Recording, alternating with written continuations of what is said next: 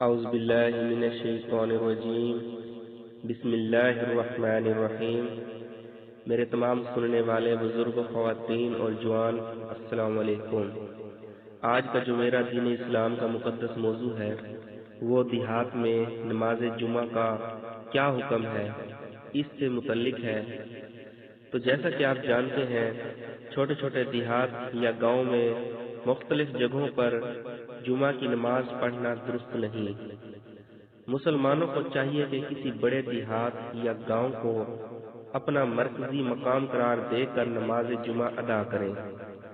مضافات شہر سے مراد وہ چھوٹی چھوٹی ہستیاں ہیں جہاں سے لوگ نماز جمعہ میں شریک ہو کر رات سے پہلے اپنے گھروں تک پہنچ سکیں۔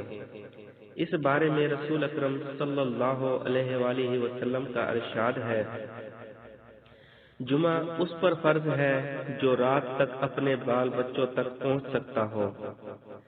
حضرت عائشہ رضی اللہ تعالی عنہا بیان کرتی ہیں، لوگ اپنے اپنے ٹھکانوں اور مدینہ کے مضافات سے نماز جمعہ کے لیے آیا کرتے تھے۔ گرد سے اٹے ہوئے اور پسینہ بہہ رہا ہوتا۔ ایک مرتبہ حضور صلی اللہ علیہ وآلہ وسلم میرے ہاں تشریف رکھتے تھے کہ ان لوگوں میں سے ایک آدمی آپ صلی اللہ علیہ وآلہ وسلم کی خدمت میں حاضر ہوا۔ آپ صلی اللہ علیہ وآلہ وسلم نے فرمایا، کیا بہتر ہوتا کہ تم آج کے دن غسل کر لیتے۔ خطبے کے احکام و مسائل اسلام نے ہمیں کیا بتائے ہیں، آج ہم وہ بھی سیکھ لیتے ہیں کہ خطیب دو خطبے دے۔ خطبہ اولا میں سامعین کو دین کے احکام بتائے اور عمل پر ابھارے، اور دوسرے میں قرآن مجید کی کچھ آیتیں پڑھے، رسول صلی اللہ علیہ وآلہ وسلم پر درود بھیجے اور اصحاب رسول صلی اللہ علیہ وآلہ وسلم اور عام مسلمانوں کے لیے دعا کرے۔ خطیب کو چاہیے کہ ہر جمعہ کے لیے مؤثر اور جامع خطبے کو تیار کرے اور ملک و ملت کے حالات اور ملت کے درپیش مسائل کو سامنے رکھ کر قرآن و سنت کی روشنی میں ہدایت دے، دین کی روشنی میں اپنے مسائل کو حل کرنے پر ابھارے اور تدبیریں بتائے، مسلمانوں کو ان کے دینی اور منصبی فرائض یاد دلائے اور ان میں دین و ملت کی تڑپ پیدا کرے۔ خطیب پہلا خطبہ دے کہ ممبر پر اتنی دیر بیٹھ جائے جتنی دیر میں 3 چھوٹی آیتیں تلاوت کی جا سکیں یا 3 بار سبحان اللہ کہا جا سکے، پھر کھڑے ہو کر خطبہ دے۔ پہلے خطبے میں نہایت مؤثر انداز میں جوش و وقار کے ساتھ قوم کو دین کے احکام بتائے اور عمل پر ابھارے۔ خطبہ میں مؤثر، پروقار اور پرجوش انداز اختیار کرنا مستحب ہے، اور دوسرے خطبے میں قرآن کی کچھ آیات اور درود و سلام اور اصحاب رسول صلی اللہ علیہ وآلہ وسلم اور عام مسلمانوں کے لیے دعا کریں۔ خطبہ نماز کے مقابلے میں مختصر ہونا چاہیے۔ نماز کے مقابلے میں خطبہ طویل دینا مکروہ ہے۔ نبی اکرم صلی اللہ علیہ وآلہ وسلم کا ارشاد ہے، نماز کا طول اور خطبہ کا اختصار خطیب کی سوجھ بوجھ اور دینی بصیرت کی علامت ہے، لہذا تم نماز طویل پڑھو اور خطبہ مختصر دو۔ خطبے کے دوران خاموش بیٹھ کر توجہ اور یکسوئی سے خطبہ سننا واجب ہے، خواہ سننے والا خطیب کے قریب ہو یا دور بیٹھا ہو۔ خطبے کے وقت خطیب کے قریب بیٹھنا اور خطیب کی طرف رخ کرنا مستحب ہے۔ حدیث شریف میں ہے کہ خطبہ میں حاضر رہو اور امام سے قریب رہو۔ جب خطیب خطبہ دینے کے لیے کھڑا ہو جائے تو پھر نہ نماز پڑھی جائے نہ بات چیت کی جائے۔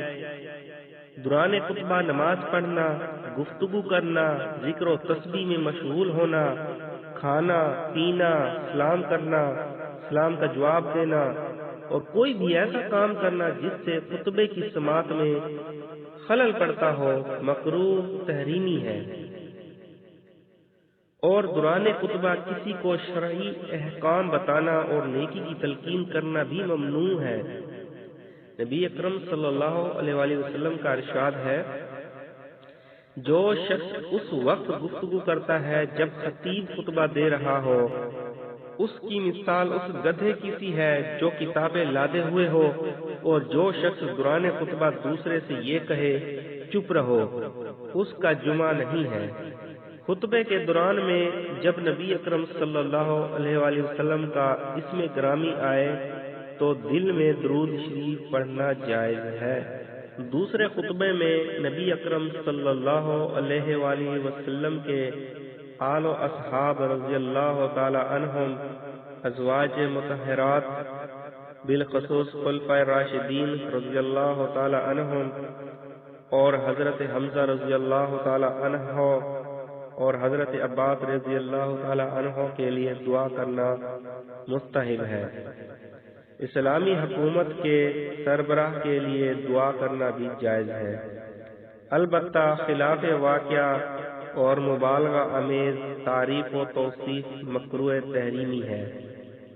رمضان کے آخری جمعہ جمعۃ الوداع کے خطبہ میں فراق و وداع کے مضامین پڑھنا اگرچہ ممنوع نہیں ہے، لیکن چونکہ نبی اکرم صلی اللہ علیہ وآلہ وسلم اور ان کے صحابہ کرام رضی اللہ تعالی عنہ سے ایسی کوئی چیز منقول نہیں ہے، نہ فقہ کی مستند کتابوں میں کہیں اس کا ذکر ہے، اس لیے مستقل طور پر اس طرح کے مضامین پڑھنا مناسب نہیں۔